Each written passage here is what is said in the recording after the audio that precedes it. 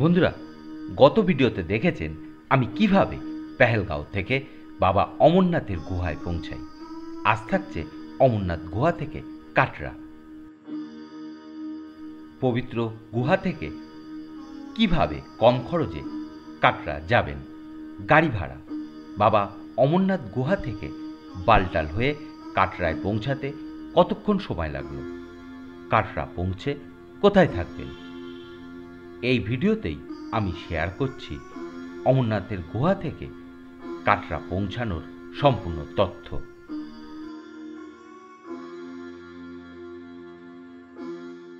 বিকাল 5টা আমি বালটালের উদ্দেশ্যে রওনা হই। আজ সারাদিন তেমন কিছু খাওয়া হয়নি। সকাল 10টার দিকে চা ও চিড়ের পোলাও খেয়ে পঞ্চতরণী থেকে হাঁটা শুরু করেছিলাম। যাত্রাপথে এখন খেয়ে নিলাম আলুর টিকিয়া, বেশ ভালো লাগলো। জানি না কেন ভাত ও রুটি খেতে মুখে কোনো রুচি নেই। অমরনাথ গুহা থেকে বালটালের দূরত্ব 14 কিলোমিটার।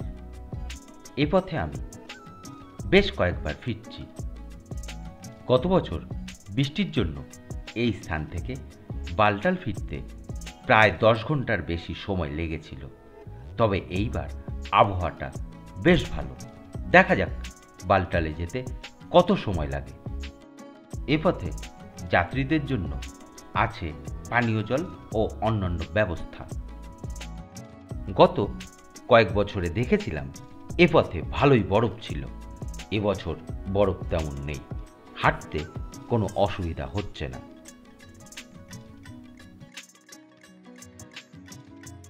আমার বাঁদিকে দেখছি পঞ্চতরণীর পথ।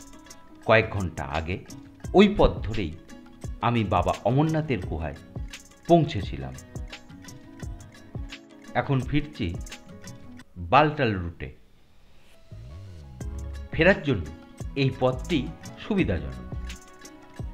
পথটি সঙ্গমটপ, বারাহারি, 2 মাইল হয়ে চলেছে বালটালের দিকে।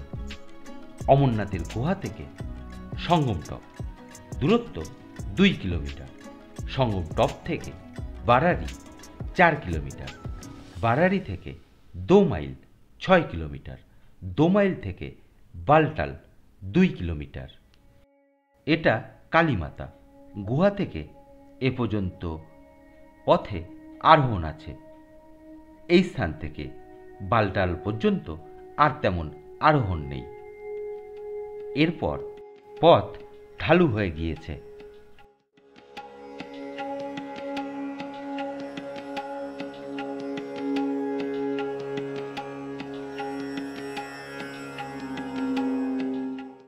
সন্ধ্যা 6:30। আমি প্রায় গুহা থেকে 4 কিলোমিটার পথ চলে এসেছি।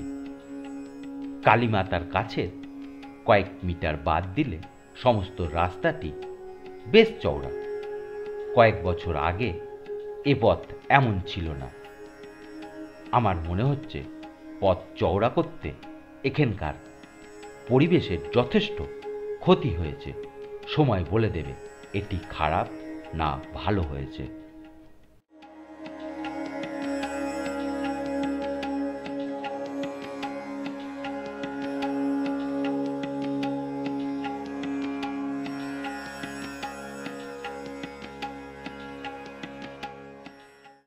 আমি প্রায় বারাহারির কাছে পৌঁছে গেছি।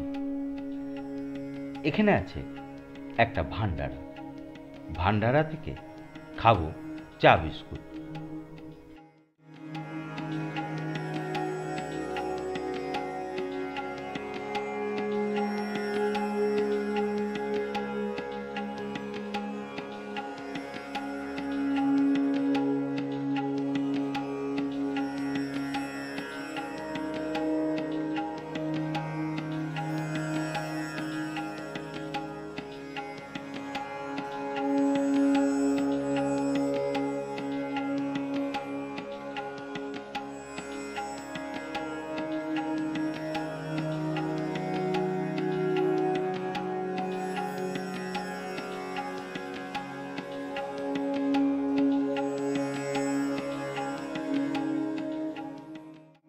ভান্ডারাতে মিনিট 10 বসে চা বিস্কুট খেয়ে আবার যাত্রা শুরু করলাম।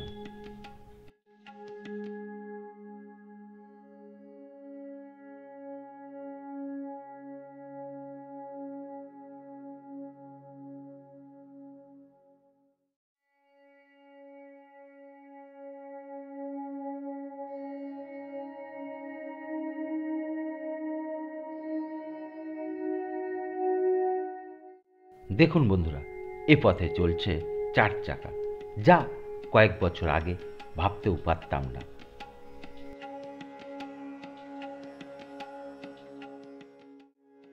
রাত 9টা, আমি বাড়ারি পার করে 2 মাইলের পথে। পবিত্র গুহা থেকে বালটাল পর্যন্ত এই পথে আছে লাইটের ব্যবস্থা। মাত্র কয়েকটি জায়গায় কোনো কারণবশত লাইট জ্বলছে না। এইমাত্র যে গাড়িটি দেখলেন, ওই গাড়িটিতেই আছেন ইলেকট্রিশিয়ান। এনারা লাইট ঠিক করার ব্যবস্থা করছেন। আর আমাদের যাত্রাকে সহজ করে তুলেছেন এনারা। দরকারে ডাকলে এক ডাকেই হাজির হয়ে যাবেন।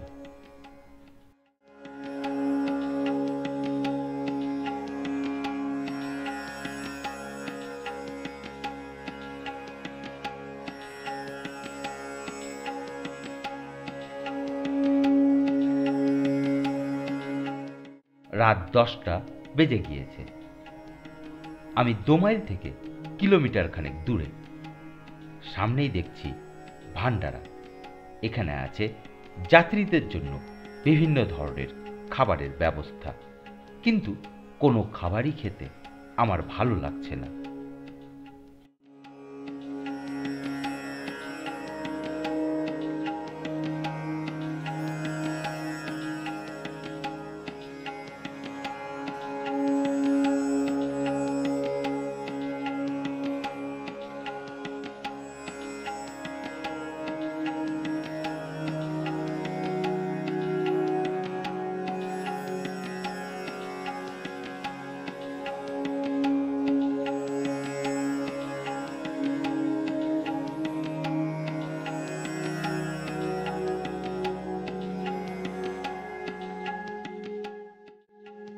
ভান্ডারায় মিনিট 15 বিশ্রাম নিয়ে আবার চলতে শুরু করলাম।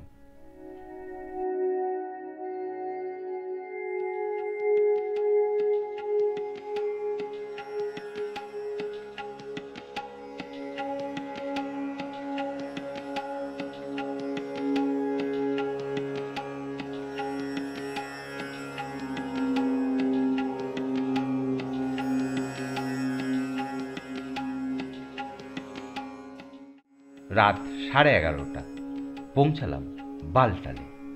এই স্থান থেকে বালটাল বেস ক্যাম্পের দূরত্ব প্রায় 2 কিলোমিটার। অমরনাথ গুহা থেকে বালটালে আসতে আমার সময় লাগলো প্রায় 5.5 ঘন্টা। রাত 1:30 আমি বালটালের সরকারি বাসের টিকিট কাউন্টারের সামনে। আমি আজ এখানে আসি রাত 12:20 ভোর 3টের সময় বাস ছাড়বে, তাই কোনো তাঁবু ভাড়া করিনি। 1-2 ঘন্টার জন্য ভাড়া করে কি হবে। রাত 2টো খাচ্ছি ম্যাগি। আমি ও অন্যান্য যাত্রীরা অপেক্ষা করছি বাসের জন্য।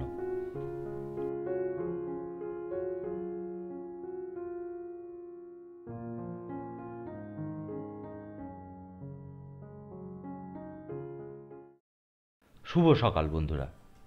এবার কাল রাতে ঘটে যাওয়া একটা ঘটনার কথা আপনাদের বলি। রাতে সরকারি বাস কাউন্টারে কিছু সময় অপেক্ষা করে বাসের টিকিট পাইনি, তাই বেসরকারি বাসে ফিরছি কাটরা। বালটাল সরকারি বাসের টিকিট কাউন্টারের কাছেই আছে এই বেসরকারি বাসের টিকিট কাউন্টার। বালটাল থেকে কাটরার বাস ভাড়া পড়ছে 750 টাকা। কাল রাতে আমি বাসে উঠি প্রায় ভোর 3টের সময়। 3 দিন ধরে হেঁটে চলেছি, বেশ ক্লান্ত। তাই বাসে উঠে ঘুমিয়ে পড়েছিলাম। কখন যে বাস ছেড়েছে তা বলতেও পারবো না। সকালে চোখ খুলে দেখি বাস অনেক দূর চলে এসেছে। আজ সকাল 11:30টার দিকে ভান্ডারায় করলাম পাতরাস।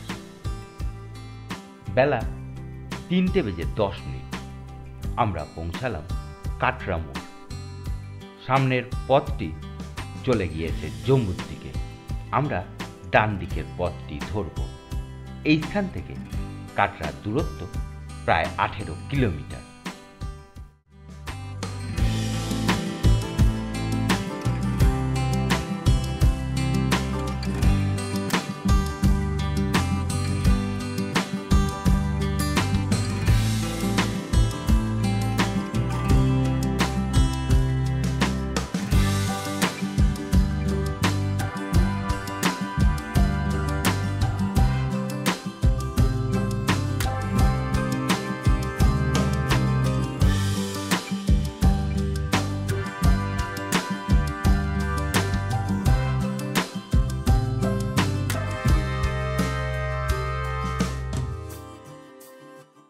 বালটাল থেকে কাটরার ভিউ অসাধারণ।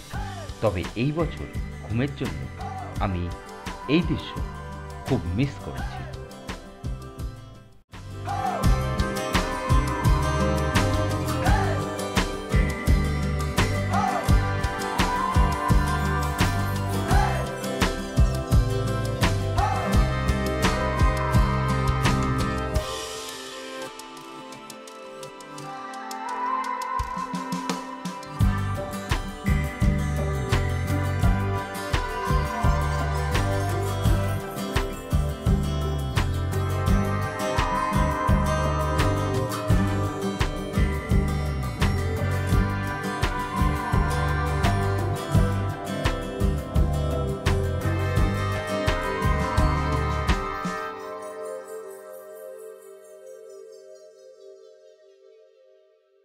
বিকাল 4টে পৌঁছালাম কাটরা বাস স্ট্যান্ডের কাছে।